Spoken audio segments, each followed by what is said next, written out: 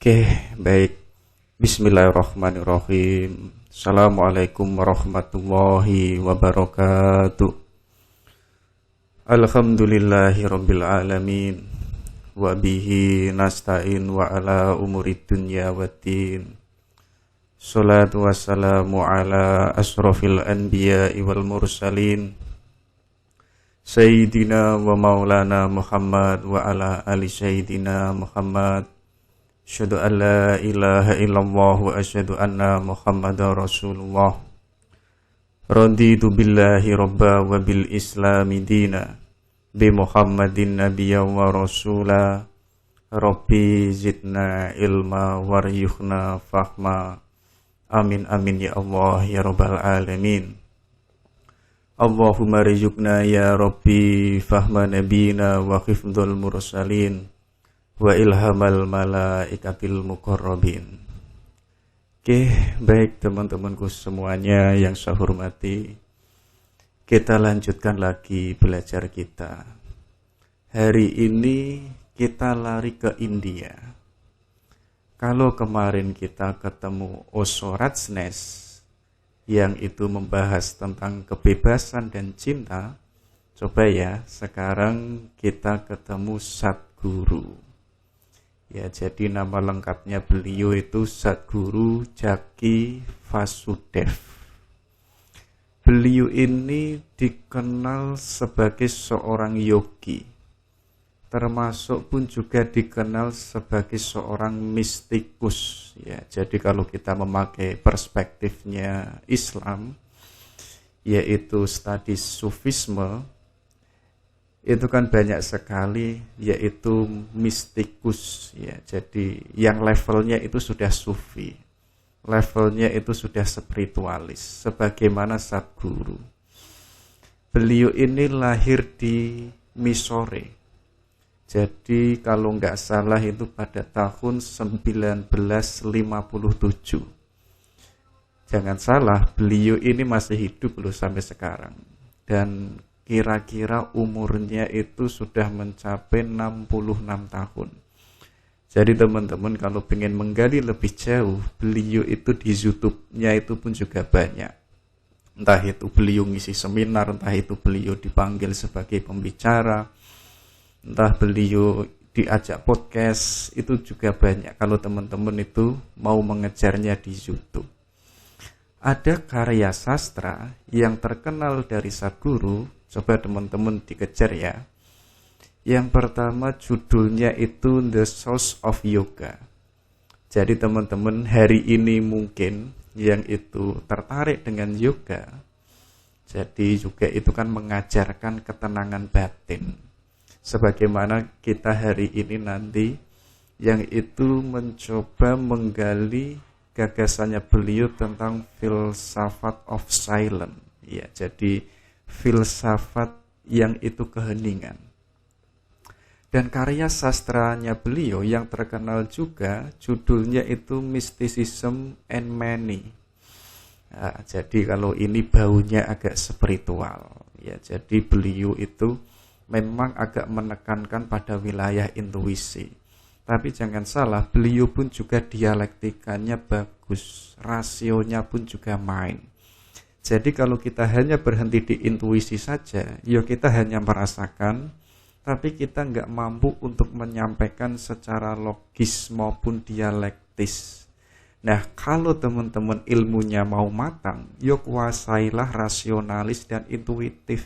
Jadi tidak hanya merasakan saja, tapi pun juga mampu berargumen.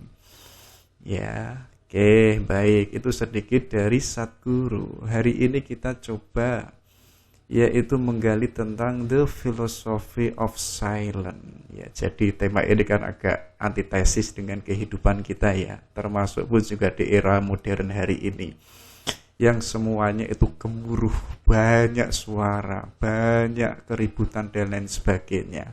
Tapi Sadguru itu malah mengajak, ayo loh kita hidup yang itu silent, yang itu apa? Yang itu dalam keheningan. Oke, sebelum kita masuk ke sana, coba kita lihat dulu dari quotes-nya beliau. Jadi katanya Sadguru, This is the time to bring stillness into your life. Jadi sudah saatnya untuk menghadirkan ketenangan dalam hidupmu. Jadi mungkin hari ini hidup kita yang masih gemuruh, yang masih semrawut, ayo coba ya kita mencoba hidup yang itu hening. Kita mencoba hidup yang itu tenang. Jadi tenang hening bukan berarti kita itu mager-mager, enggak. Bukan berarti tiap hari kita scroll Instagram, Twitter, dan lain sebagainya, enggak begitu. Tapi hening itu mengarah pada dialog pada diri kita sendiri. Hari ini mungkin waktu kita akan habis bercakap dengan yang di luar diri kita. Ayo coba kita berikan waktu untuk diri kita yang itu berdialog sendiri dengan diri kita. Dan itu jauh lebih bermanfaat. Ya, banyak orang hari ini mampu melihat orang lain, mampu menilai orang lain, tapi apa? Menilai dirinya sendiri itu enggak bisa. Karena apa? Karena kita sering sibuk keluar. Makanya ayo berikan waktu kita, ayo kita rayakan diri kita, yaitu dalam keheningan. Jadi kalau kita nanti sudah hidup hening, rasanya kita menyikapi hidup, entah itu dalam momen kita bahagia, entah kita mengalami momen yang itu galuh dan stres, kita itu tetap tenang, kita itu tetap happy dalam keheningan. Itu ya, itu katanya Sadguru. Jadi sudah saatnya untuk menghadirkan ketenangan dalam hidup kita. Kita mulai dari sini dulu. Sadguru ini punya gagasan dan beliau menganggap dunia ini sebuah ilusi loh ya. Ya, jadi ini kan sebagaimana perspektifnya para sufi. Hidup ini sementara, hidup ini hanya mampir ngombe kalau kita memakai perspektif Jawa. Sebagaimana Sadguru, sadarilah bahwa yang kita perjuangkan itu apa sih, kok mati-matian, kok berdarah-darah, padahal dunia ini sebuah ilusi. Jadi katanya Sadguru, kenapa kok hidup ini ilusi? Yang pertama yaitu wilayah ruang. Jadi kita sebenarnya itu bukan individu yang itu di ruang tertentu. Tapi katanya beliau, kita itu secara teknis itu adalah bagian dari keseluruhan bidang kesadaran kita. Dan kita itu ada di mana-mana loh ya. Teman-teman, iya itu hari ini, sekarang ini di sini. Tapi pikirannya kan bisa di masa lalu dan pikirannya bisa di masa depan. Angan-angannya pun juga macam-macam. Bahkan angan-angannya hari ini belum terwujud, itu sudah melampaui hari ini. Artinya apa? Kita itu bagian dari keseluruhan bidang kesadaran kita. Jadi kita itu bukan individu yang di ruang tertentu. Teman-teman itu ada di mana-mana sebenarnya. Dengan akal dan imajinasinya, kita akan melampaui ruang dan waktu. Jadi itulah kenapa Sadguru menganggap secara ruang hidup ini adalah ilusi. Yang kedua yaitu tentang time, waktu. Jadi masa lalu dan masa depan, katanya beliau, sebenarnya itu enggak ada. Semua yang pernah ada itu adalah yang saat ini. Jadi teman-teman hari ini yang belum bisa move on ya, yang masih terngiang dengan momen-momennya saat masa lampau, lu katakanlah dan sadarilah bahwa sebenarnya itu enggak ada. Jadi mantannya teman-teman yang hari ini teman-teman belum bisa ikhlas, sadarilah ayo itu belum ada atau itu enggak ada. Yang ada yang sebenarnya itu saat ini. Bahkan masa depan itu kan belum pasti. Kita mungkin punya harapan macam A, B, C dan lain sebagainya. Sadarilah bahwa itu bisa terjadi dan bisa tidak terjadi. Tapi yang benar-benar terjadi, ayo kita garap yang sekarang. Itu jauh lebih penting. Tapi kok kita tenggelam dalam masa lalu dan masa depan, seolah-olah hidup kita itu tenggelam dan kita lupa dengan kehidupan yang itu faktual yang sekarang dan hari ini, dan itu jauh lebih penting katanya Sadguru. Itu yang kedua. Yang ketiga, kenapa kok dunia ini sebuah ilusi? Yang ketiga yaitu apa? Keterikatan. Jadi kita itu selalu menginginkan dan mengejar lebih banyak dalam hidup, yang itu justru menyebabkan kita itu fokus pada sesuatu apa yang ada di sini dan saat ini. Jadi apa? Ayo kita jangan terikat. Kita itu harus bebas menjadi manusia yang merdeka. Hari ini teman-teman kan topengnya banyak. Topeng yang itu ideologi, topeng yang itu UKM, topeng yang itu organisasi, topeng yang itu partai dan macam-macam. Sadari itu adalah sesuatu yang gak esensial. Teman-teman itu bisa melepas dan bisa memakainya. Namanya pun juga topeng. Tapi teman-teman itu apa? Kalau ingin bebas dan itu tidak terikat, ayo kita lepaskan itu. Itu bukan harga mati. Ideologinya teman-teman itu pun juga bukan harga mati. Ya, makanya kalau dalam agama kita kan dalam hidup nggak boleh terikat dengan apapun itu, kecuali kita hanya mengikat diri kita, yang itu hanya satu, yaitu adalah kepada Tuhan. Tapi dalam hidup ini kita terikat dengan masa lalu, masa depan, dengan materi, dengan mantan-mantannya, ya sudah. Artinya apa? Hidup ini adalah keterikatan. Kalau itu terikatan, artinya kita terbelenggu. Kita nggak menjadi manusia yang bebas dan nggak menjadi manusia yang merdeka. Kalau kita menyadari ini, ayo kita pelan-pelan lepaskan. Itu bukan esensial. Itu yang ketiga. Yang keempat, yaitu adalah tentang ketakutan. Jadi ketakutan itu adalah ketiadaan cinta. Ketika Anda menyadari bahwa segala sesuatu hanyalah ilusi, Anda juga menyadari tidak ada yang perlu ditakutkan. Dan kemudian Anda dapat mengakses cinta sejati. Jadi selama ini kok kita masih ada ketakutan, justru kita itu tidak mampu mencintai. Jadi dasar mencintai, katanya Sadguru, itu adalah keberanian. Ya, keberanian mengejarnya. Ya setidaknya teman-teman itu mengejar ngechatnya. Kalau teman-teman ngechatnya saja nggak punya keberanian, ya bagaimana bisa kita akan merasakan cinta yang indah? Maka untuk menemukan cinta yang sejati, kita butuh yang namanya keberanian. Kalau nanti kita sudah punya yang namanya keberanian, disitulah kita akan mampu yang namanya pengorbanan. Ada kan yang mengatakan cinta itu adalah pengorbanan. Hakikatnya cinta itu adalah pemberian yang terbaik untuk orang yang kita cintai. Bahkan kita tidak memikirkan diri kita sendiri. Yang kita pikirkan adalah dia yang kita cintai. Kayak teman-teman pergi ke mall sendirian melihat tas. Yang dilihat itu bukan tas yang itu cocok untuk diri kita. Tapi yang kita lihat itu adalah tas yang warnanya pink, yang warnanya ungu. Dan teman-teman berpikir kira-kira ini cocok nggak buat cewek kita. Padahal teman-teman itu nggak mikir dirinya sendiri loh. Artinya apa? Dirinya sendiri itu dinomorkan sekian. Yang nomor satu itu adalah cewek kita, orang yang kita cintai. Tapi untuk kita bisa mengakses cinta sejati, ayo ketakutan-ketakutan yang kita rasakan, kita buang. Ayo kita pelan-pelan menjadi seorang yang pemberani. Disitulah lahir yang namanya cinta sejati.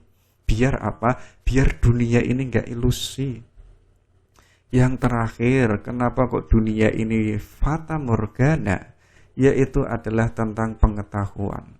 Katanya Sadguru begini, hampir segala sesuatu yang kita ketahui sebenarnya itu salah. Kita itu hanya mengetahui sedikit sekali tentang kebenaran absolut.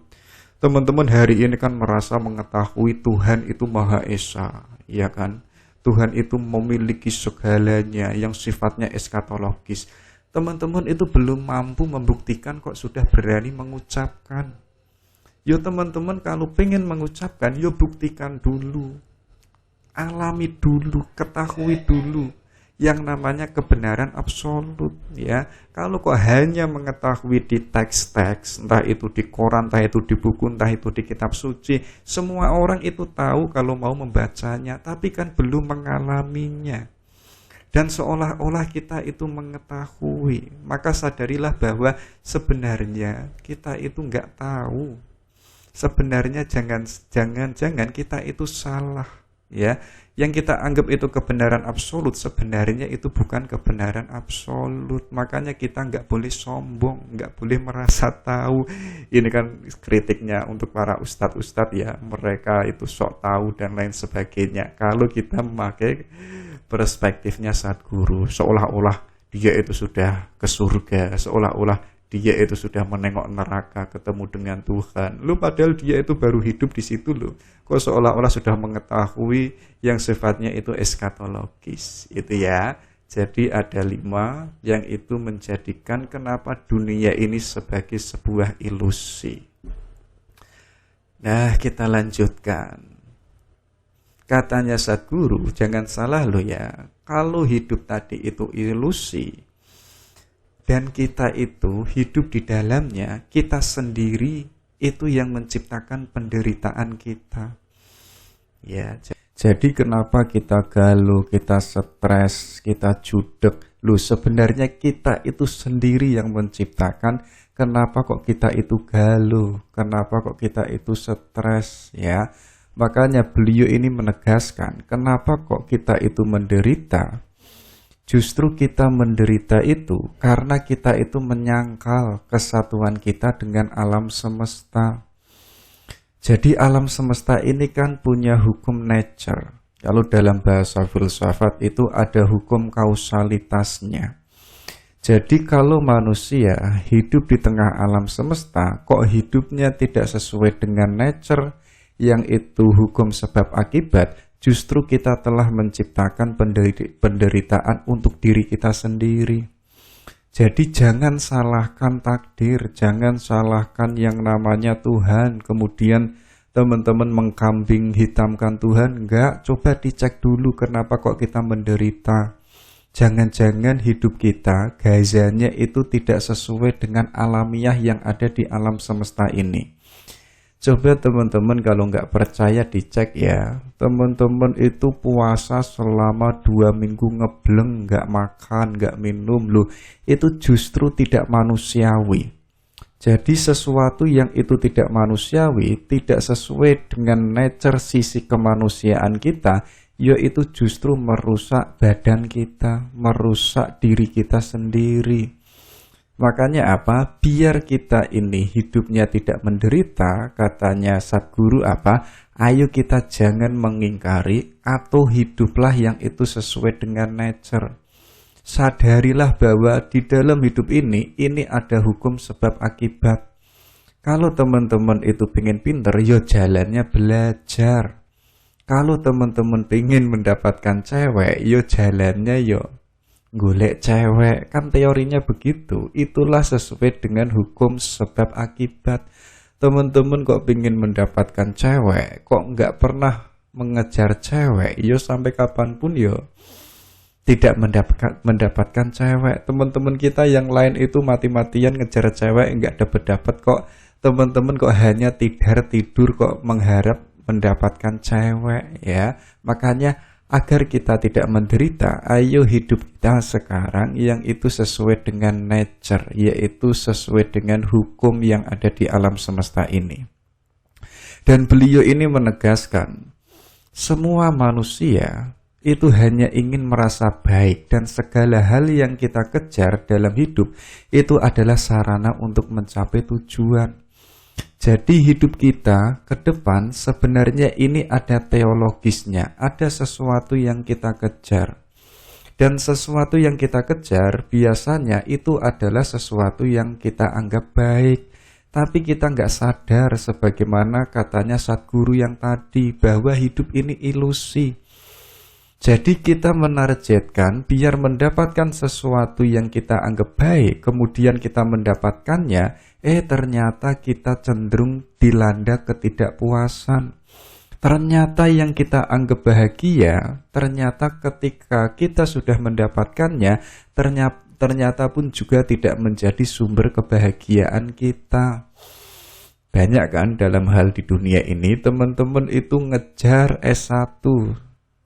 Dan teman-teman mengatakan nanti kalau wisuda aku akan bahagia. Ternyata teman-teman dan berproses sampai teman-teman itu wisuda. Ternyata setelah wisuda teman-teman nganggur. golek kerjaan kesana kemari gak dapat, akhirnya pun juga stres galau.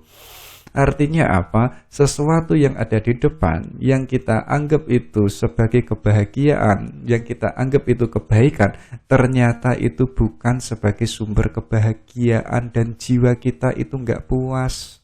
Makanya Sadguru ini menegaskan, ketika kita itu mencapai suatu hal, kita itu mengalami kesenangan sesaat.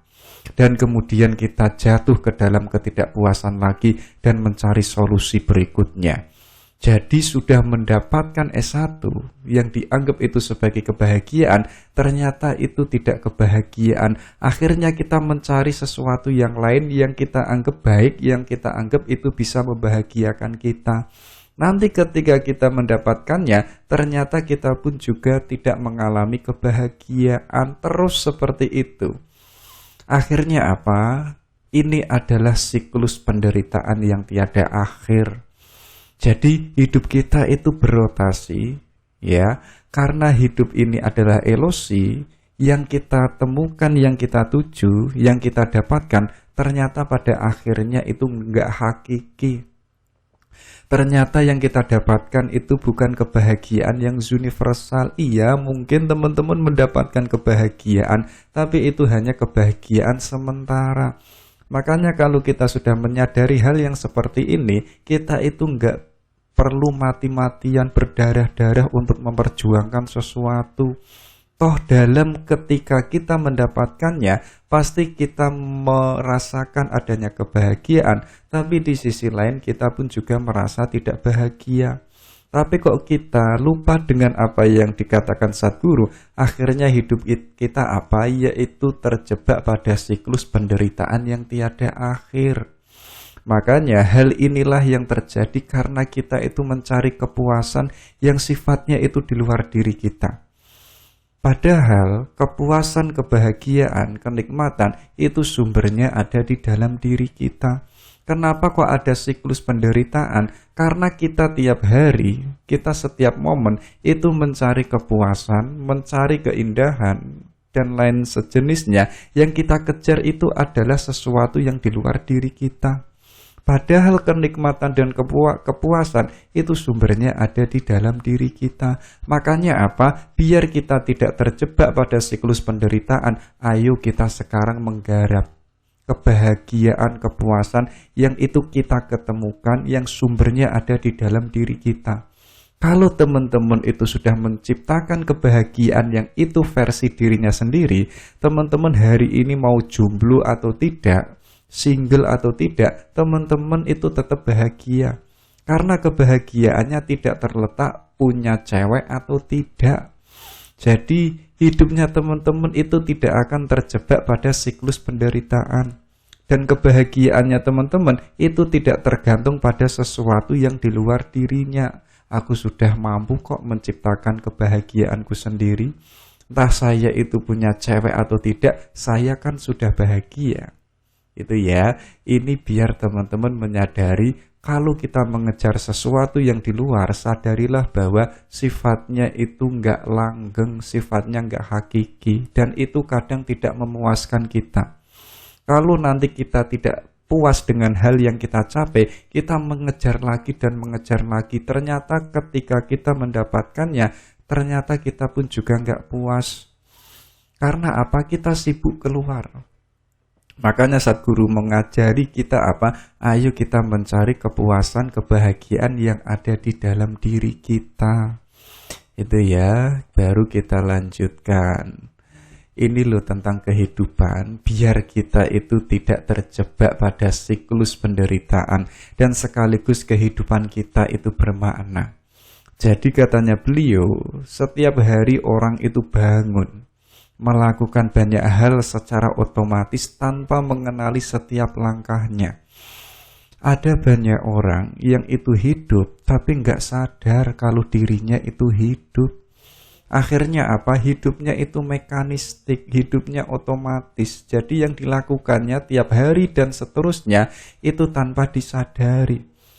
Makanya Sadguru ini menegaskan, orang itu harus memutuskan apa yang harus dimakan, apa yang harus dipakai. bahkan apa yang harus ditonton, atau siapa yang akan dikencani. Jadi teman-teman melakukan hal kecil atau hal yang besar itu harus memutuskan yang itu adalah goodwill yang ada di dalam dirinya. Artinya apa? Kita itu tidak dipengaruhi atau enggak disuruh-suruh oleh sesuatu yang di luar diri kita. Biar apa? Biar hidup kita ini yang hidup, kita sadar kalau diri kita itu hidup. Kenapa Sadguru mengajak demikian? Karena kitalah yang bertanggung jawab atas apa yang terjadi dalam hidup kita. Ya, jadi persoalan kita mau nonton apa, itu pun juga harus pilihan kita. Siapa yang kita kencani, siapa yang harus kita pacari, itu pun juga harus dari kehendak kita. Karena diri kitalah sendiri, itulah yang nanti bertanggung jawab. Teman-teman meninggal dunia dan itu berhadapan dengan Tuhan. Ketika ditanya oleh Tuhan, jawabannya, kan saya mengikuti ustadku, kan saya mengikuti kiaiku. Mosok jawabannya teman-teman begitu. Padahal kita diciptakan di dunia ini, itu kita harus melakukan sesuatu yang itu lahir dari dalam diri kita. Karena kita manusia yang bebas. Sekaligus apa? Kalau kita bertindak yang itu lahir dari di dalam diri kita, ya kita harus berani pula untuk bertanggung jawab.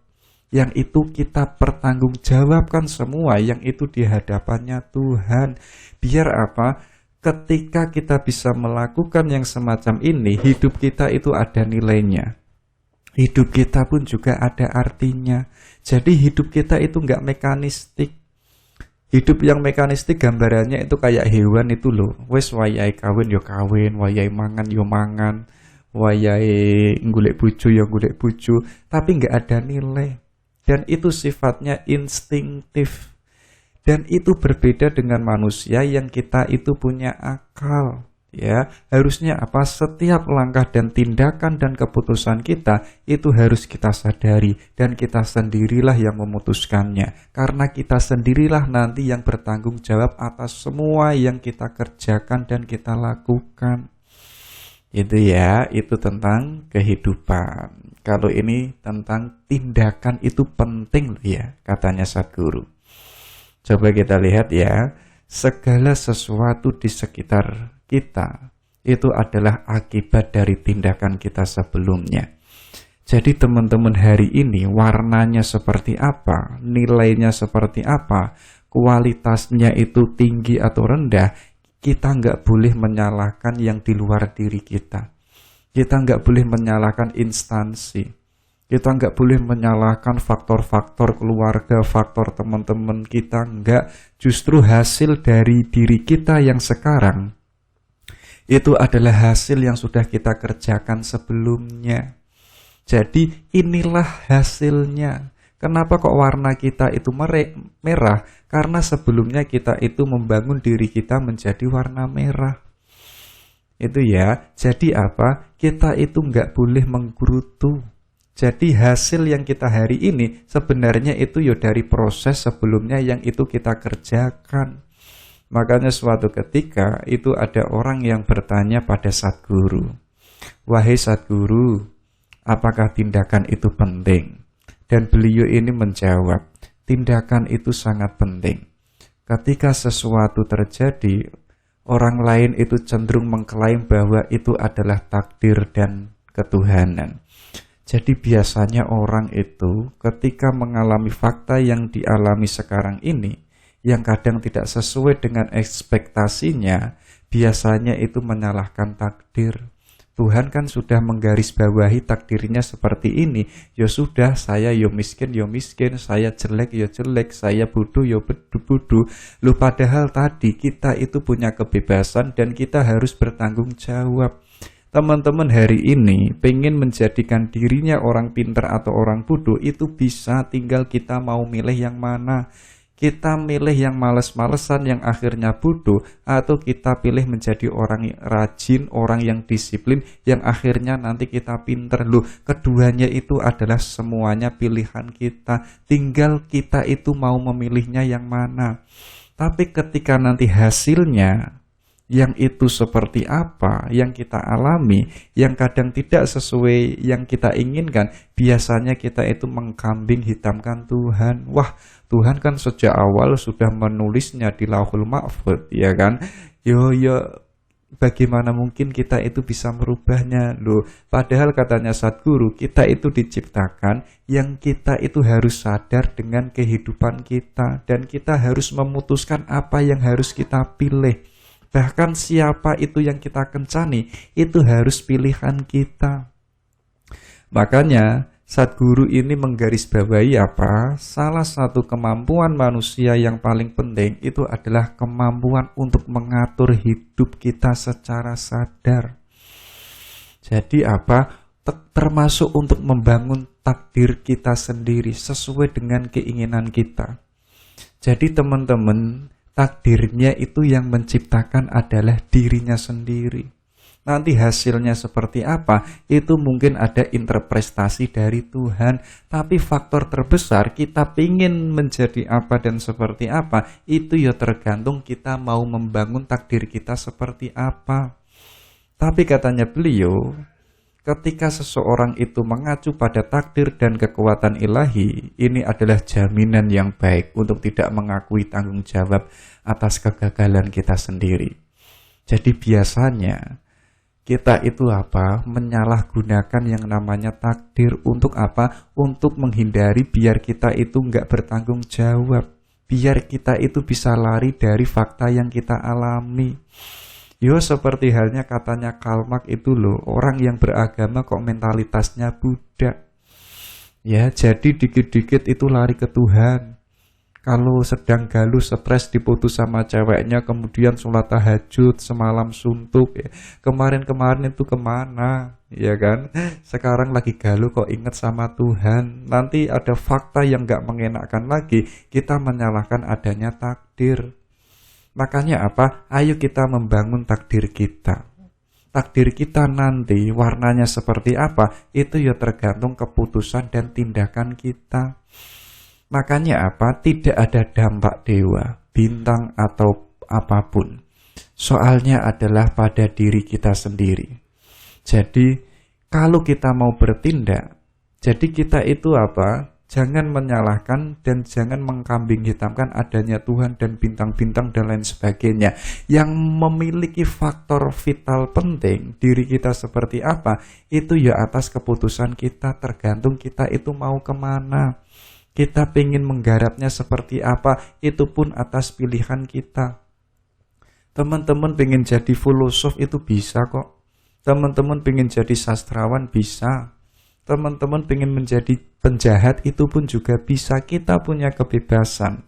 Kenapa kita punya kebebasan? Kita nanti harus mau juga yang namanya bertanggung jawab. Termasuk takdir kita itu yang membangun diri kita. Gitu ya. Inilah yang dinamakan tindakan itu penting biar kita tidak menyalahkan atau mengambing hitamkan yang namanya Tuhan. Baik, kita lanjutkan. Ini ada 4 pelajaran dari Sadguru. Coba ya. Yang pertama katanya beliau sering menegaskan lagi, itu adalah berasal dari dalam diri kita. Jadi teman-teman, ketika mengalami pengalaman cinta, benci, kesedihan, atau kebahagiaan, itu harusnya datang dari dalam diri kita sendiri, bukan datang dari orang lain. Jadi teman-teman mengalami kebencian, sadarilah bahwa kalau kita memakai kacamatanya stoikisme, yang bisa membuat kita galuh stres itu ya diri kita. Teman-teman kok ditolak sama ceweknya, itu kan kita masih punya banyak pilihan. Pengen sedih pun juga bisa, pengen bahagia pun juga bisa, pengen membencinya pun juga bisa, pengen terus mencintainya pun juga bisa, asalkan itu harus datang yang sumbernya ada di dalam diri kita. Makanya apa? Jangan biarkan orang lain itu menentukan apakah hari kita ini menjadi baik atau menjadi hari yang buruk. Karena apa? Yang bertanggung jawab seluruhnya atas diri kita nanti itu ya diri kita sendiri. Makanya jangan sampai hari kita itu menjadi buruk yang itu diciptakan oleh orang lain. Harusnya apa? Hidup kita itu indah, hidup kita itu akan berwarna. Warnanya seperti apa? Harusnya yang menciptakan adalah diri kita sendiri. Itu ya. Jadi sadarilah bahwa semuanya, kalau teman-teman mengalami cinta dan semacamnya, kebahagiaan, penderitaan, itu harus sumbernya ada di dalam diri kita. Orang lain itu sebenarnya nggak bisa. Itu ya, itu yang pertama. Yang kedua, ayo sekarang kosongkan pikiran kita. Katanya Sadguru begini, ketika kita itu berjalan-jalan di sekitar lingkungan, apa yang kamu pikirkan? Kita itu harus berpikir untuk berjalan dan itu saja. Tapi kok kebanyakan orang, termasuk saya sendiri katanya Sadguru, itu kok memikirkan apa saja yang itu sambil berjalan. Ya, coba teman-teman dicek ya, pergi ke mall, pergi ke taman, itu kan pikirannya masa lalu dan masa depan. Akhirnya ya itu menjadi budak atas diri kita sendiri. Kita nggak bisa menikmati apa yang di depan mata. Kita nggak bisa menikmati keindahan yang itu ada di depan kita. Karena pikiran kita itu sibuk sesuatu yang di depan atau pengalaman-pengalaman yang itu masih di masa lampau yang kita belum bisa menghapusnya. Bahasanya hari ini kita belum bisa move on. Loh, padahal yang kita jalani hidup ini, kita itu harus bisa melihat kejutan-kejutan yang itu ada di depan kita. Kalau kita itu berjalan di taman bunga, yuk kita harus bisa menikmati indahnya warna bunga. Kita harus merasakan cantiknya ketika kupu-kupu itu bersinggah di bunga. Tapi kok pikiran kita kesana kemari, ya akhirnya kita nggak bisa menikmati hidup. Makanya apa? Ayo kita kosongkan pikiran kita. Makanya Sadguru ini menegaskan kita itu perlu berhenti memikirkan pikiran kita yang itu sepanjang waktu. Dan sekarang apa? Ayo kita menikmati kekosongan. Jadi pikiran kita kan macam-macam. Dan kita kadang sibuk dengan pikiran yang nggak jelas itu. Makanya apa? Sekali-kali ayo kita refleksi, kita kosongkan, kita keluarkan, dan kita nikmati apa adanya hidup ini sekarang. Itu yang kedua. Yang ketiga, ayo ya kita hidup itu harus bertanggung jawab. Jadi katanya beliau, jika Anda merasa nyaman sepanjang waktu, itu berarti Anda menjalani kehidupan yang stagnan. Jika Anda berada dalam situasi yang tidak nyaman, itu berarti kita sedang berkembang. Jadi, untuk agar kita hidupnya itu progresif, ayo kita mencari situasi yang itu nggak enak, situasi yang itu nggak nyaman.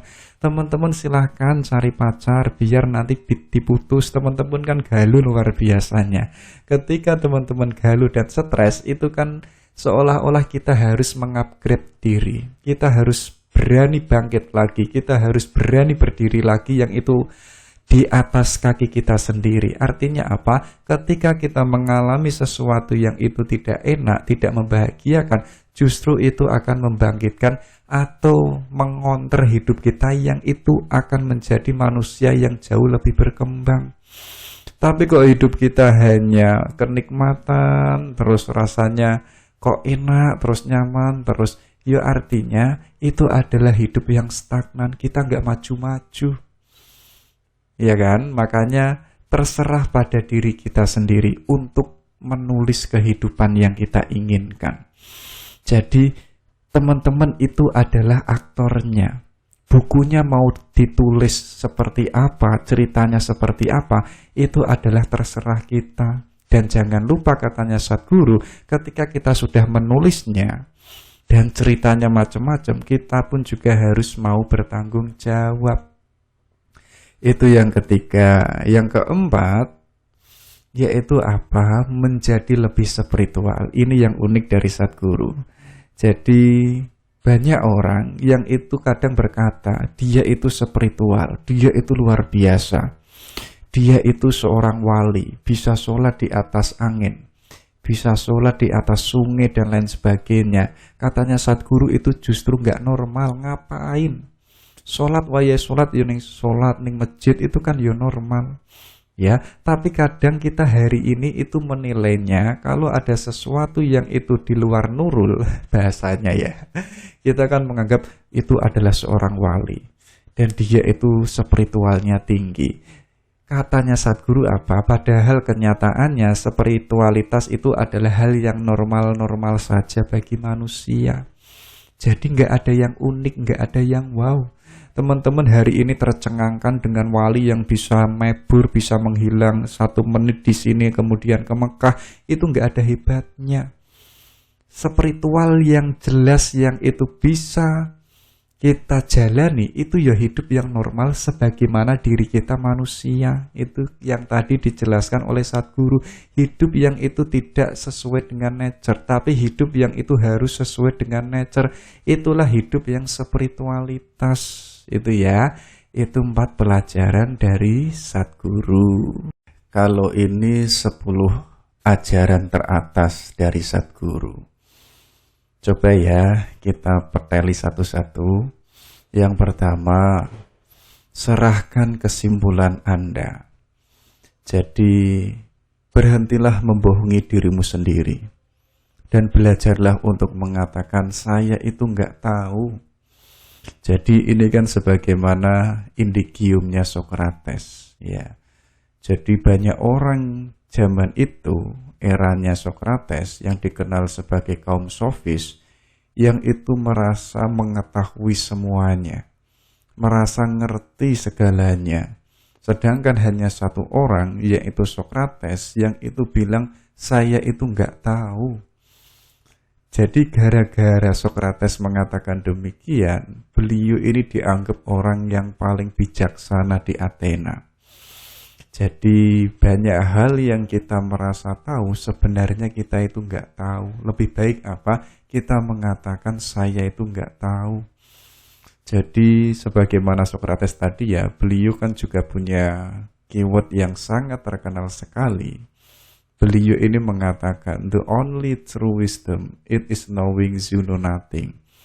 Jadi satu-satunya kebijaksanaan, kita itu mengetahui kalau diri saya itu nggak tahu apa-apa.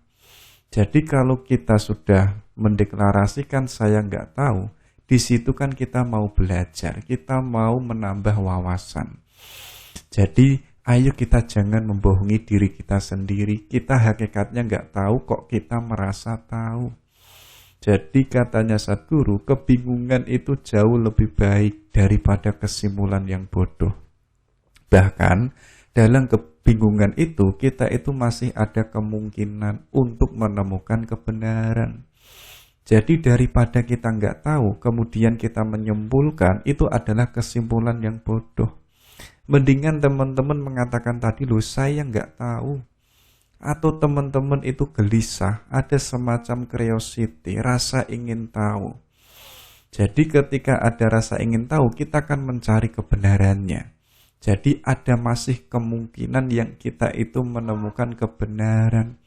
Tapi kok kita merasa tahu, pada hakikatnya kita nggak tahu, ya ayo kita jangan segan-segan mengatakan kalau diri kita itu nggak tahu. Itu yang pertama. Ajaran teratas dari Sadguru yang kedua, ayo ya kita jangan membicarakan apapun yang itu bukan pengalaman kita. Banyak hal yang kita membicarakan sesuatu yang pada hakikatnya kita belum mengalami. Kayak teman-teman diundang untuk mengisi seminar yang temanya itu indahnya rumah tangga, indahnya pernikahan. Kemudian teman-teman mencari materi di buku, materi di jurnal dan lain sebagainya, kemudian untuk diucapkan di seminar. Loh, padahal teman-teman belum mengalaminya. Kalau itu belum mengalami, artinya teman-teman belum menemukan kebenaran yang sesungguhnya. Sebagaimana katanya Sadguru, orang-orang itu berbicara tentang Tuhan, surga, roh, dan jiwa dengan keyakinan dan otoritas yang besar. Apakah mereka itu membicarakan sesuatu yang mereka lihat, Ini kan sebagaimana kita ya, atau ustadz-ustadz yang ada. Ini mungkin kritikannya Sadguru. Orang-orang mereka atau para ustadz merasa kok tahu tentang Tuhan, apakah dia itu sudah bertemu dengan Tuhan? Mereka berbicara tentang indahnya surga, di dalam surga itu ada macam-macam dan lain sebagainya. Apakah dia itu sudah menemukannya atau mengalaminya ketika dia itu sudah di surga? Kalau kita sudah di surga, yuk kita layak untuk mengucapkannya. Tapi kok kita hanya sebatas teori, sebatas hanya dapat informasi dari ustadz dan lain sebagainya, yuk kita mendingan gak usah ngomong karena kita belum mengalaminya. Jadi kedudukan pengetahuan itu lebih tinggi daripada hanya sebatas informasi dan mengalami. Kedudukannya ya jauh lebih tinggi mengalami. Jadi teman-teman kalau sudah mengalami itu adalah kedudukannya jauh lebih tinggi daripada hanya teori saja. Kayak teman-teman hari ini itu belajar serius tentang filsafat cinta, itu sebenarnya teman-teman gak tahu apa-apa tentang cinta. Mendingan teman-teman gak tahu apa-apa tentang cinta, tapi teman-teman mengalami indahnya langsung jatuh cinta. Itu kedudukan pengetahuannya jauh lebih tinggi. Itu yang kedua. Yang ketiga, lihatlah apa adanya dan hadapi apa adanya. Jadi ayo hadapi kenyataan yang itu apa adanya, bukan seperti yang Anda inginkan. Faktanya di depan ini seperti ini, yuk kita jangan menghayal yang harusnya seperti ini. Jadi kalau kita bisa menerima fakta hari ini, kita itu bisa bahagia dan bisa merinduinya. Itu ya, yang keempat, lihatlah apa yang mengikat Anda. Jadi banyak hal di dunia ini kita itu sering menempelkan sesuatu yang itu kita tempelkan pada diri kita sendiri. Banyak topeng yang kita pakai yang pada hakikatnya itu enggak esensial. Entah itu topeng ideologi, entah itu topeng partai, entah itu organisasi dan lain sebagainya. Sadarilah bahwa itu enggak hakiki, itu enggak harga mati. Kapanpun bisa kita lepas dan kapanpun juga bisa kita pakai lagi. Makanya katanya Sadguru, ayo sudah waktunya kita itu membongkarnya. Biar kita itu yang apa adanya. Baru kita mencari tahu who am I, siapa aku, tujuanku itu kemana. Biar kita itu apa, versi diri kita yang paling terbaik, bukan versi partai kita, bukan versi ideologi kita.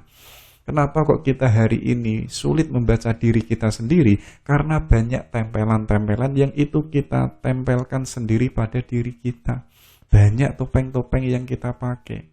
Kalau kita sudah menyadari itu, ayo ya kita lepaskan. Bukan berarti kita anti. Kita lepaskan sejenak. Baru kita fokus pada diri kita yang apa adanya. Ayo kita mencari kesejatian diri kita.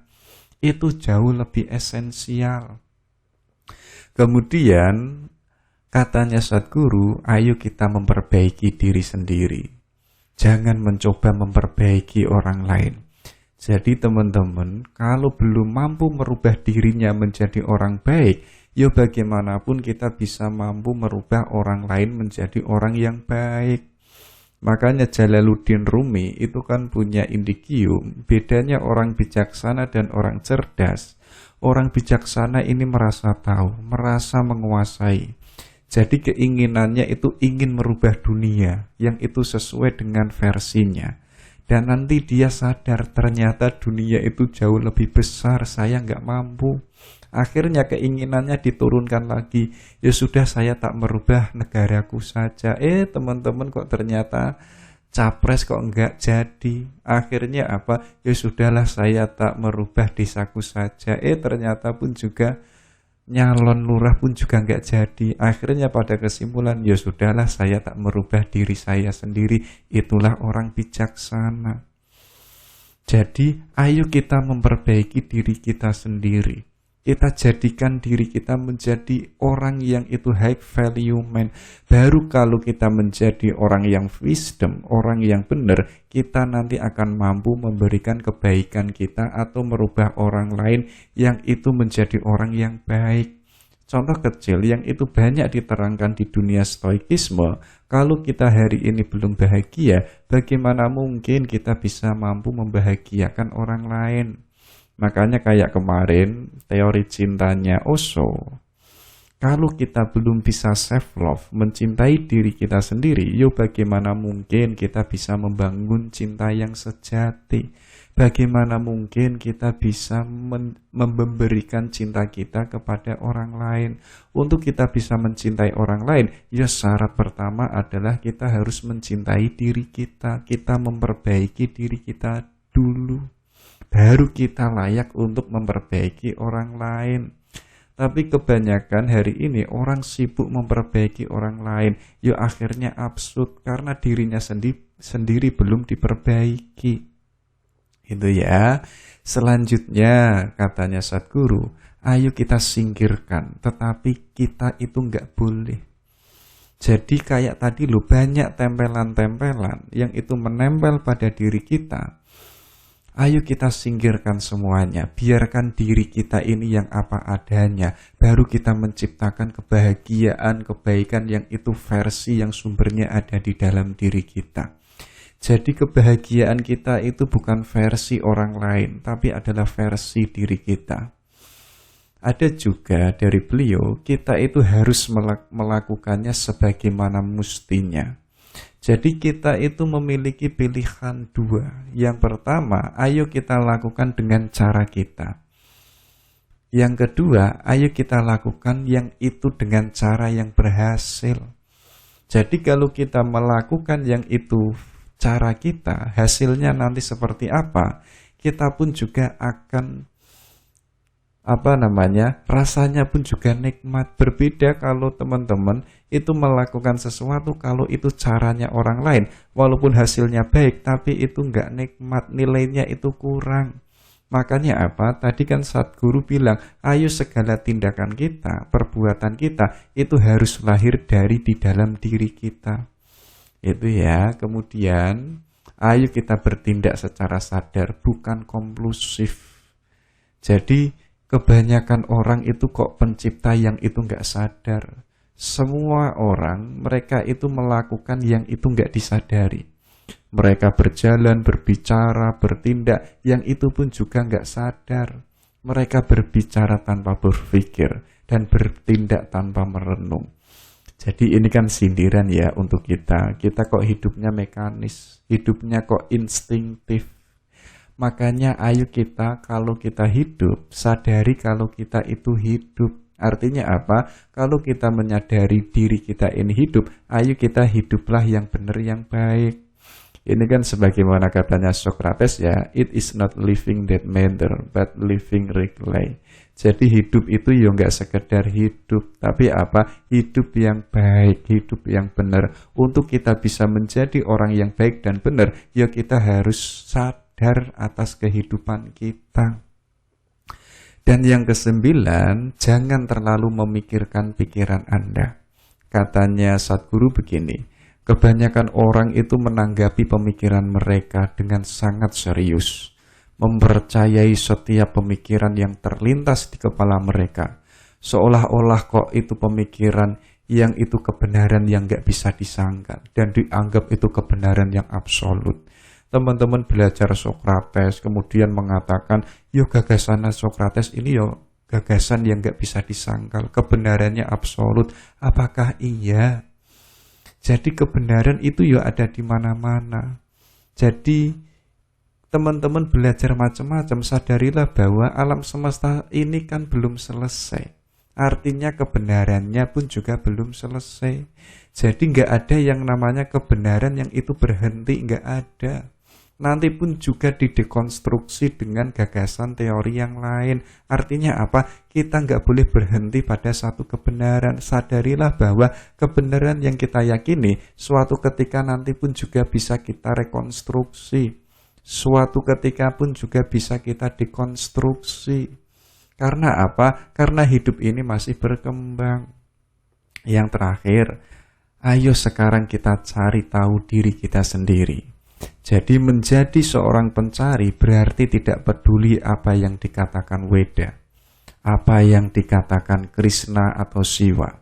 Kita harus mengetahui kebenaran berdasarkan pengalaman kita sendiri. Jadi gambarannya, kita hari ini kan punya kitab suci. Kalau kita hanya membacanya saja, apalagi nggak tahu artinya, itu kan juga absurd. Seolah-olah kita membuka peta, tapi nggak tahu petanya ini arahnya kemana. Jalannya mau kemana kita nggak tahu. Makanya apa? Ayo kita alami langsung. Biar kita itu merasakan kebenarannya. Gak peduli yang dikatakan Krishna itu seperti apa. Tapi kok kita hanya sebatas mengerti saja. Kita kok gak menjalaninya. Ya artinya ya omong kosong. Iya teman-teman hafal. Teman-teman itu bolak-balik hafal. Tapi kok hanya sebatas hafalan. Dan teman-teman gak berjalan. Ya itu ya hidup kita stagnan. Kita gak mengalaminya. Makanya ayo kita cari tahu diri kita sendiri yang itu menjadi seorang pencari, yang itu mengalaminya langsung. Artinya apa? Kita itu telah menjalankan peta yang itu diberikan oleh Tuhan. Itu ya, itu 10 ajaran teratas Sadguru. Oke, kita baru masuk ke Philosophy of Silence. Jadi filsafat keheningannya Sadguru. Coba kita lihat ya. Kita mulai dari khutsnya beliau. Jadi katanya Sadguru begini. Kebanyakan orang tidak melampaui batas. Mereka duduk di ambang pintu sepanjang hidup mereka. Namun tujuan dari sebuah pintu adalah untuk masuk. Jadi kita itu hidup. Tapi kok hanya sebatas di luarnya saja. Kita hanya sebatas di kebun atau di beranda saja. Tapi kita lupa. Tujuan hidup itu tidak hanya sebatas di situ. Tapi kita harus melampaui yang namanya kehidupan. Jadi kita harus masuk ke inti kehidupan.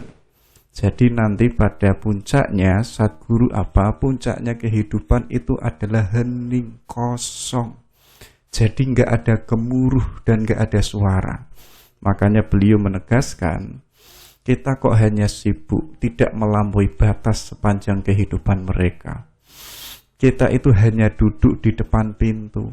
Tapi tujuan yang sebenarnya apa? Yaitu adalah masuk ke dalam pintu itu. Biar kita mengetahui apa yang ada di dalam diri kita. Atau kita biar mengetahui seluruh bendaharaan yang itu ada di dalam diri kita.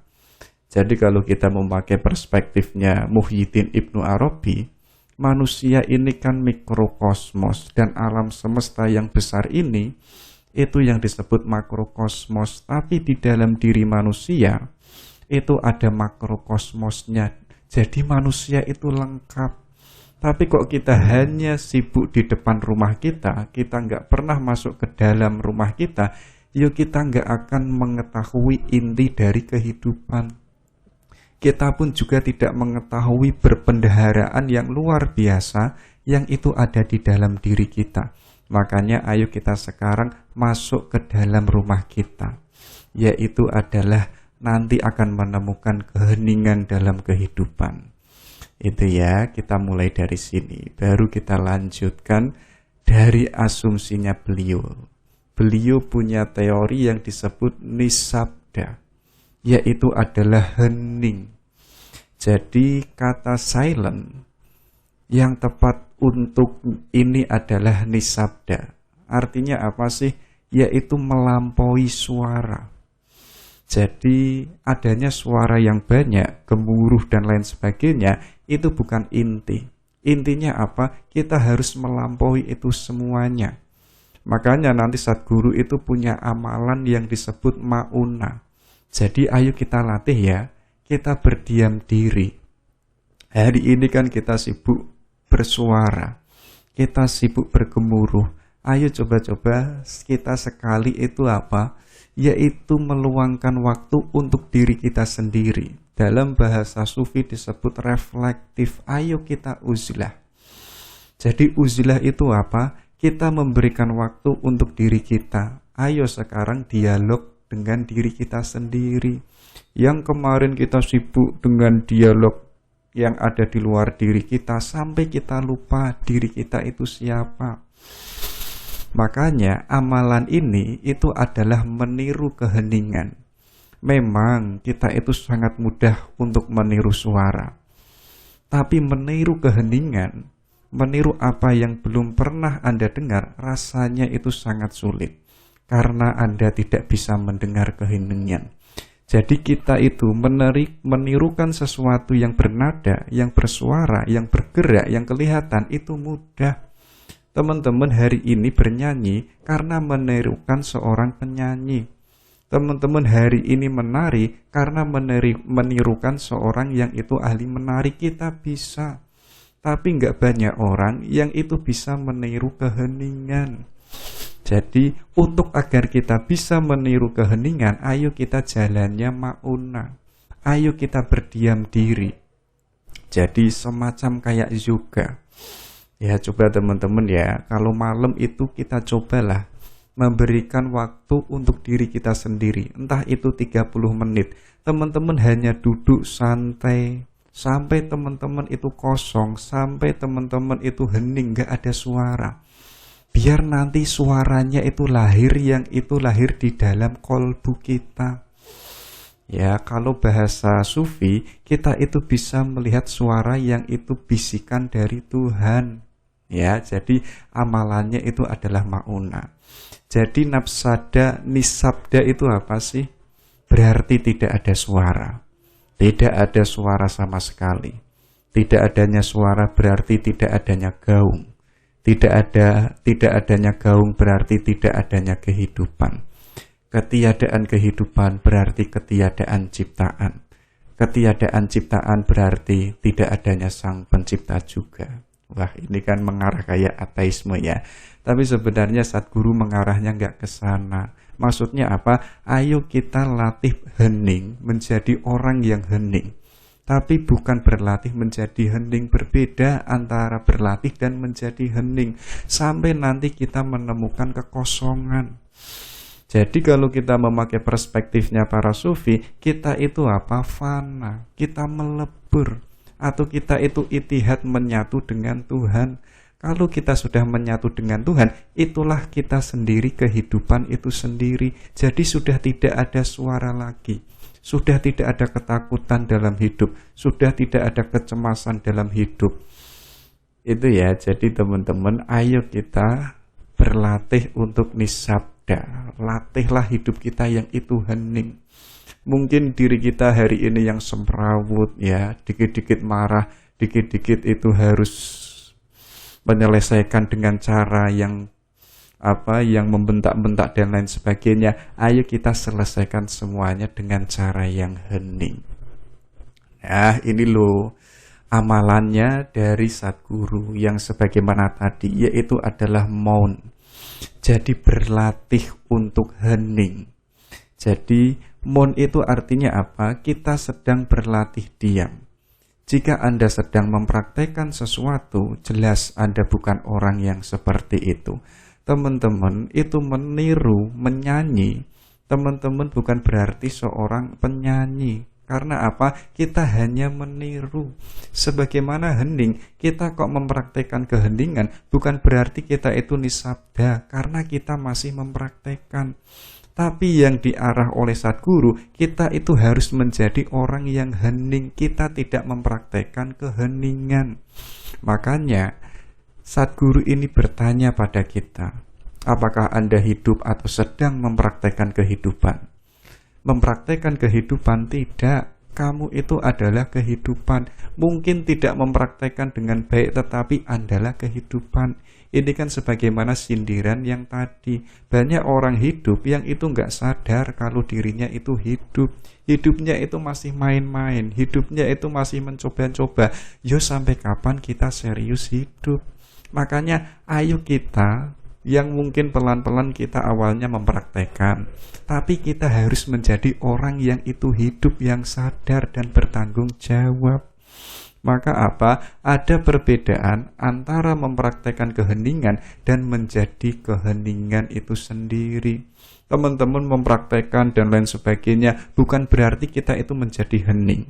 Kalau kok kita sudah sukses menjadi hening, artinya kita nggak butuh latihan lagi.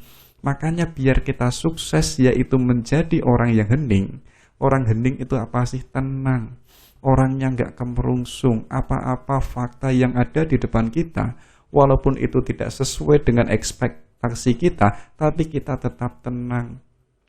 Jadi bagaimanapun yang ada di luar diri kita, kok kita bisa tenang dan hening? Kita itu manusia yang gak bisa dikalahkan. Siapa yang bisa mengalahkan kita? Bagaimanapun kita itu menyikapinya dengan hening. Makanya ayo kita berlatih untuk diam sampai kita sadar sepenuhnya. Akan ada banyak kebohongan yang tidak kita sadari. Artinya apa? Kalau kita berlatih untuk hening, sebenarnya kita itu mencari makna yang ada di dalam diri kita. Sampai kita mengetahui ada titik hitam yang ada di dalam diri kita.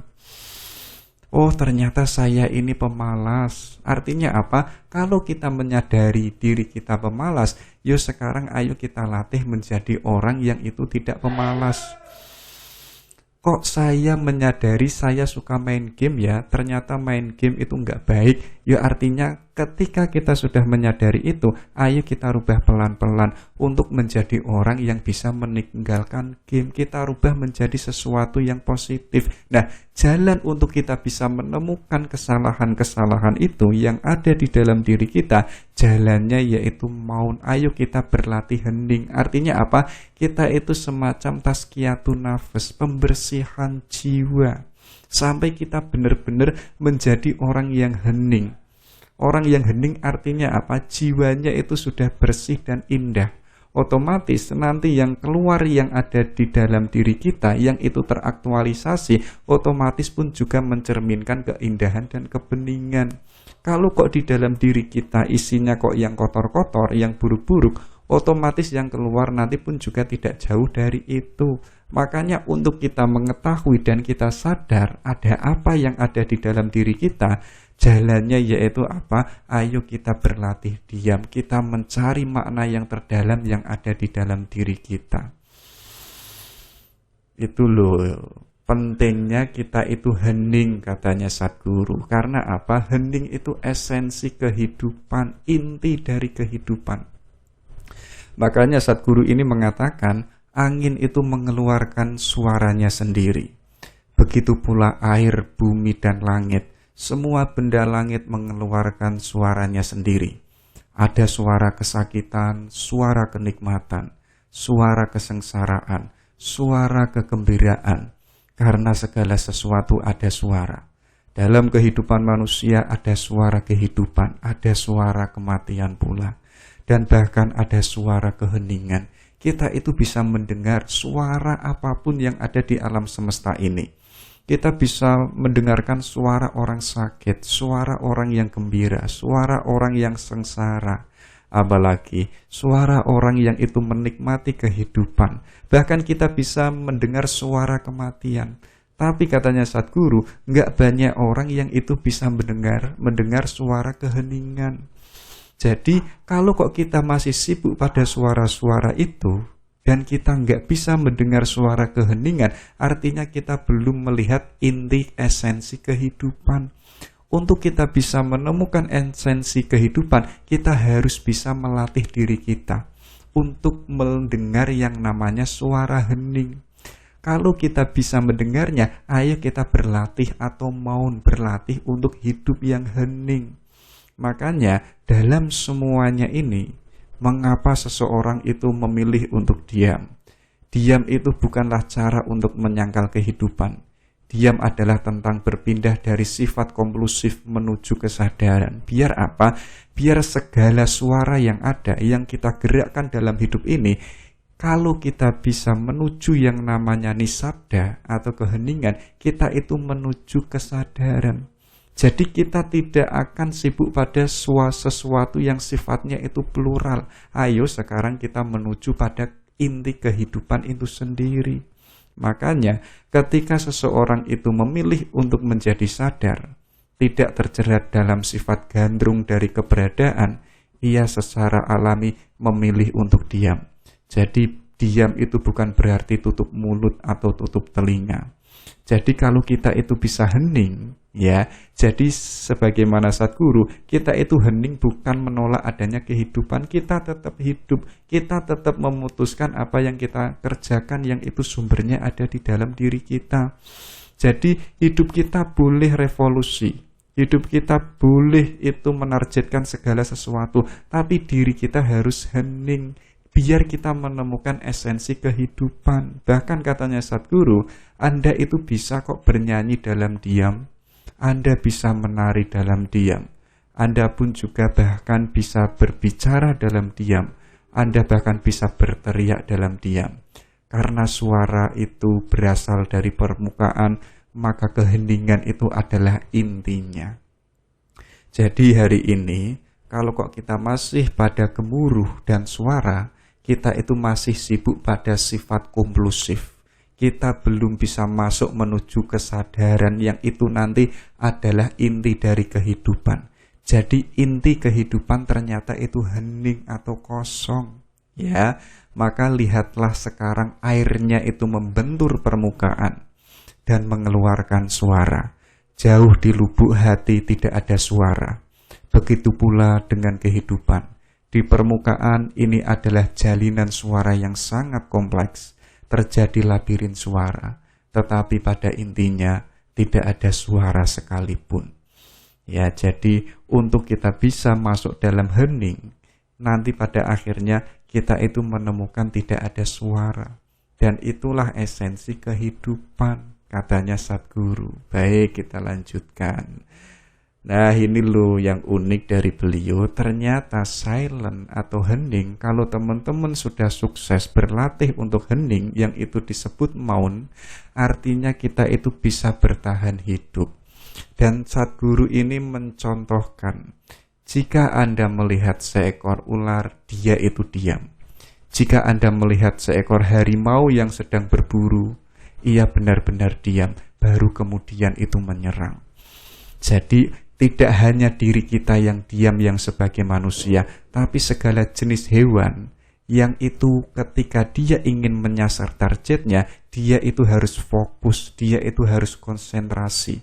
Jadi fokus konsentrasi artinya kita itu hening, artinya kita itu diam. Biar apa? Biar kita nanti mendapatkan apa yang kita target, apa yang kita kejar. Makanya beliau menegaskan, jika ular itu terlalu sering bergerak, ia akan terbunuh. Jika seekor harimau tidak bisa diam, dia tidak akan pernah mendapatkan makanannya. Ini semua adalah tindakan untuk bertahan hidup.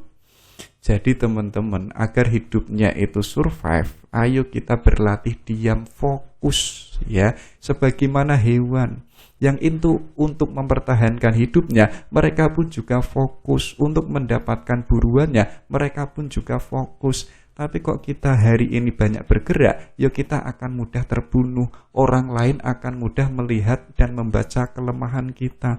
Tapi kok teman-teman tenang, santai, orang lain itu akan bingung titik kekuatan kita ada di mana. Mereka pun juga akan bingung melihat titik kelemahan kita itu ada di mana. Tapi kok teman-teman hari ini banyak suara, banyak tingkahnya, itu akan mudah dibaca oleh orang lain. Makanya, seorang manusia untuk bertahan hidup, kita itu harus aktif. Hanya ketika penglihatannya itu tertuju pada sesuatu yang tidak dapat bertahan lagi, maka dia akan memikirkan keheningan. Jadi teman-teman misalnya galau, stres, ya, mengejar sesuatu yang sifatnya itu gemuruh dan bersuara, ternyata tidak didapatkannya. Akhirnya kan salah satu yang kita pilih yaitu memikirkan keheningan. Ya sudahlah, saya tak berhenti. Nah, saat teman-teman berhenti, ayo kita pikirkan ulang, ayo kita refleksi lagi apa yang salah dalam yang sudah saya kerjakan. Makanya dia akan memahami bahwa satu-satunya cara untuk menyelesaikannya adalah dengan berdiam diri. Enggak apa-apa, problem sebesar apapun yang kita alami dan kita merasa itu nggak bisa kita selesaikan, itu bisa kok diselesaikan. Caranya apa? Ayo kita berdiam diri. Nanti pun juga akan selesai sendiri. Tapi kok kita meresponnya, kita reaksi dengan kegagalan kita, akhirnya kita stres, akhirnya kita galau. Biarkan itu tetap berjalan, tapi kita reaksinya adalah hening. Itu adalah salah satu untuk bertahan hidup. Makanya seperti halnya dikatakan Sadguru, orang sakit hanya karena dia tidak tahu bagaimana caranya untuk tetap diam. Karena dalam keheningan, Anda berhubungan dengan dimensi yang jauh melampaui ciptaan. Sekali seseorang berhubungan dengan hal itu, maka tidak ada yang namanya penyakit. Jika saya duduk di sini dan tubuh saya membusuk dan terjatuh, tetap tidak ada penyakit. Jadi tidak ada yang namanya galau, stres, kecewa, dan lain sebagainya. Kalau kita itu bisa masuk dalam inti kehidupan itu. Kalau kita sudah menemukan inti kehidupan, kita akan survive, kita akan tetap bertahan hidup. Bahkan katanya Sadguru, jika saya duduk di sini dan tubuh saya itu membusuk dan terjatuh, saya itu tidak akan pernah merasakan sakit. Karena apa? Karena saya sudah hening, sudah kosong. Itu ya, ini rasanya kok berat ya. Coba teman-teman dipraktekkan. Oke, kita lanjutkan lagi. Kalau ini tentang cinta. Ini yang ditunggu-tunggu ya. Padahal tema besarnya itu bukan cinta. Tapi nggak apa-apa. Kita lihat dari perspektifnya beliau.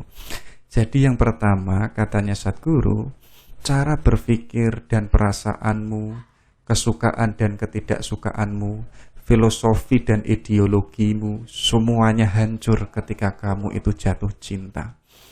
Jadi selama kita belum jatuh cinta, kita itu masih sibuk dengan ideologi, masih sibuk dengan filsafat macam-macam ini dan itu, masih membedakan antara suka dan tidak suka, tapi semuanya itu akan hancur ketika kita itu jatuh cinta.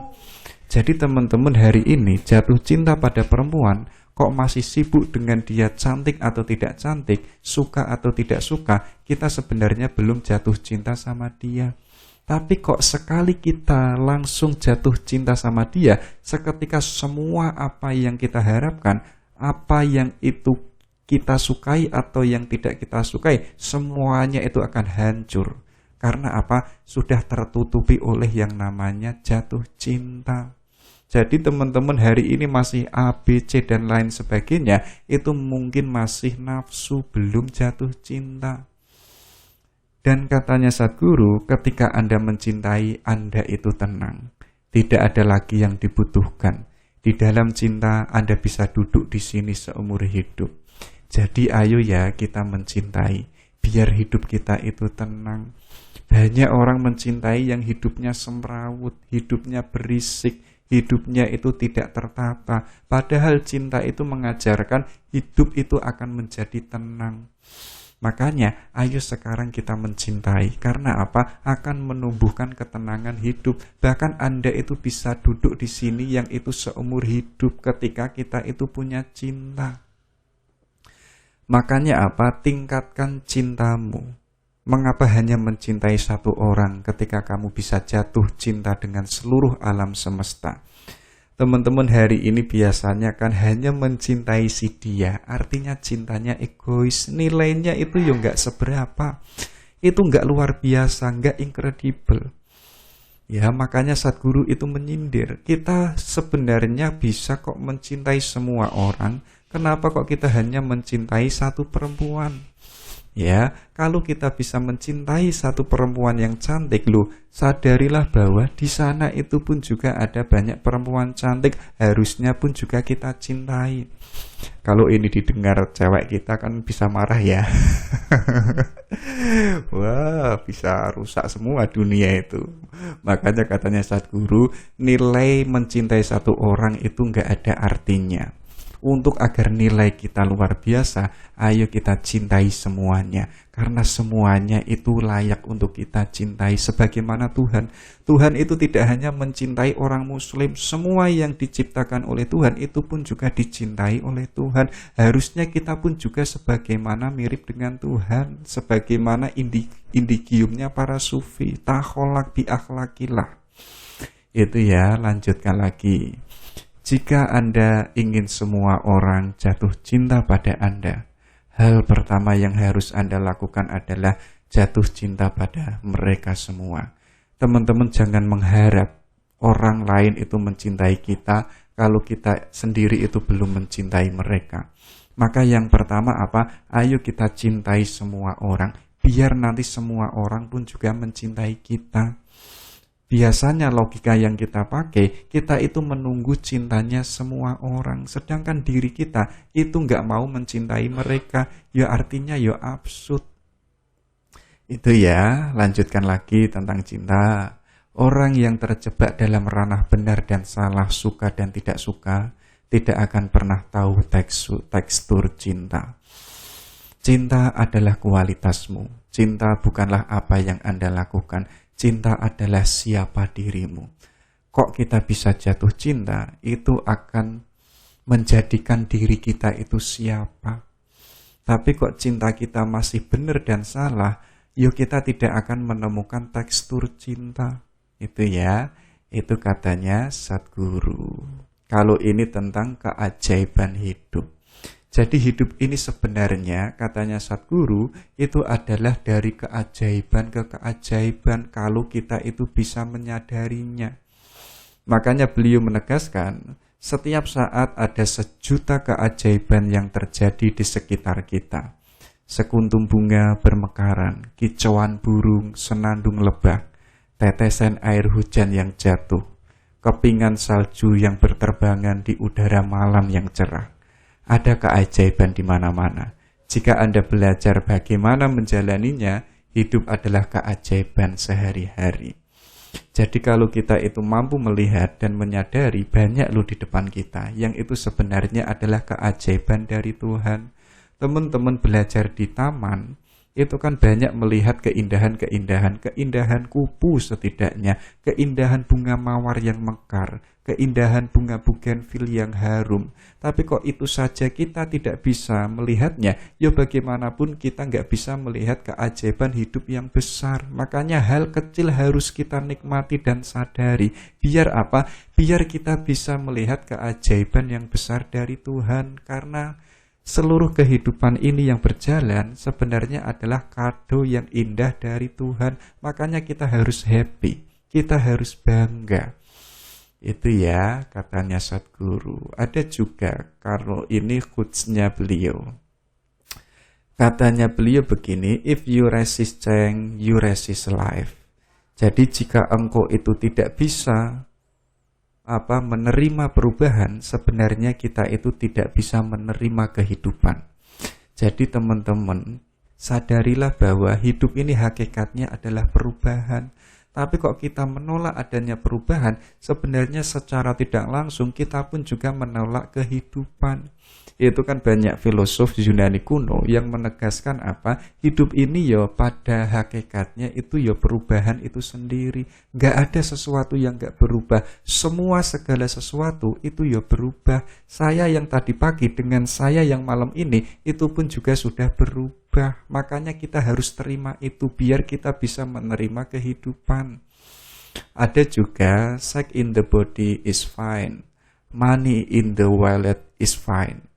It is only a problem when they enter your mind. Jadi seks itu yang ada di dalam tubuh kita itu ya baik-baik saja. Sebagaimana dengan uang. Tapi hanya itu akan menjadi problem ketika apa? Ketika masuk di dalam pikiran kita. Jadi apapun yang itu kita miliki, yang kita dapatkan, itu akan menjadi problem yang nanti pada akhirnya kita galau dan stres ketika apa-apa yang kita miliki itu masuk ke dalam pikiran kita. Yo teman-teman punya mobil silahkan, punya rumah mewah silahkan, tapi jangan sampai itu mengganggu pikiran kita, biar hidup kita itu tenang, katanya beliau. Kita lanjutkan, ini yang terakhir dari beliau. Our life is become beautiful not because we are perfect. Jadi hidup kita itu menjadi indah, bukan karena kita itu sempurna. Our life is become beautiful because we put our head into whatever we do. Jadi hidup kita itu menjadi indah karena kita itu menaruh hati pada apapun yang kita kerjakan. Sadarilah bahwa kita itu manusia yang gak sempurna, tapi hidup ini akan menjadi indah dan sempurna ketika apapun yang kita lakukan dengan hati yang indah, hati yang baik, hati yang tulus. Nanti itu akan menjadikan hidup kita itu akan indah, walaupun secara sadar kita sendiri itu manusia yang gak sempurna, tapi kita bisa kok menciptakan hidup ini menjadi hidup yang indah ketika apa? Ketika kita bisa melakukannya dengan hati yang tulus, gitu ya. Oke, baik. Semoga ini menjadi semacam referensi kita dan bisa menjadi satu langkah untuk menjadi orang yang hening dan bukan orang yang gemuruh. Oke, baik. Assalamualaikum warahmatullahi wabarakatuh.